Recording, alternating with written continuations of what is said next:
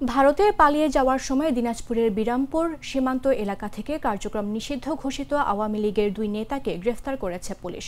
বৃহস্পতিবার রাত 8:30টার দিকে ভেলারপাড় গ্রামে সীমান্ত এলাকা থেকে তাদের গ্রেফতার করা হয়। পরে শুক্রবার বিকেলে 54 ধারায় গ্রেফতার দেখিয়ে তাদের দিনাজপুর কোর্টে চালান দেওয়া হলে বিচারিক জামিন নামঞ্জুর করে তাদের জেল হাজতে পাঠানোর নির্দেশ দেন। গ্রেফতারকৃত দুই নেতা হলেন বরিশাল উজিরপুর উপজেলা আওয়ামী লীগের সহসভাপতি এবং উপজেলা পরিষদের সাবেক চেয়ারম্যান হাফিজুর রহমান ইকবাল ও বরগুনা জেলা আওয়ামী লীগের যুগ্ম সাধারণ সম্পাদক মাহমুদুল আজাদ রিপন। দিনাজপুর পুলিশ সুপার মোহাম্মদ মারুফাত হোসাইন জানান, বৃহস্পতিবার রাত 8:30টার দিকে দিনাজপুরের বিরামপুর উপজেলার ভেলারপাড় গ্রামের সীমান্তের কাছাকাছি পাকা সড়কের একটি কালভার্টের কাছে দুজন ব্যক্তিকে ইজি বাইকে যেতে দেখেন স্থানীয় কয়েকজন যুবক।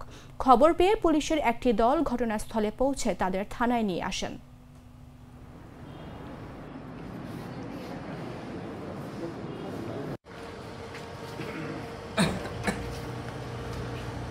তিনার বিরুদ্ধে 3টি মামলা আছে, আর ওনার সঙ্গীও আরেকজন মোহাম্মদ মাহমুদুল আজাদ রিপন, তিনার বাড়ি হচ্ছে বরগুনা জেলার কাছে। ওনাদের সম্পর্কে আমাদের কাছে যে সংবাদ আসে সেটা হচ্ছে ওনারা আমাদের দেশ থেকে পালিয়ে ভারতে যাচ্ছিলেন।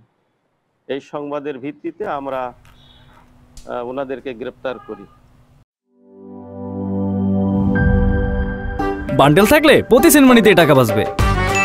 বিকাশ সেনমানি বান্ডেল কিনে জিতুন প্রতি লেনদেনে।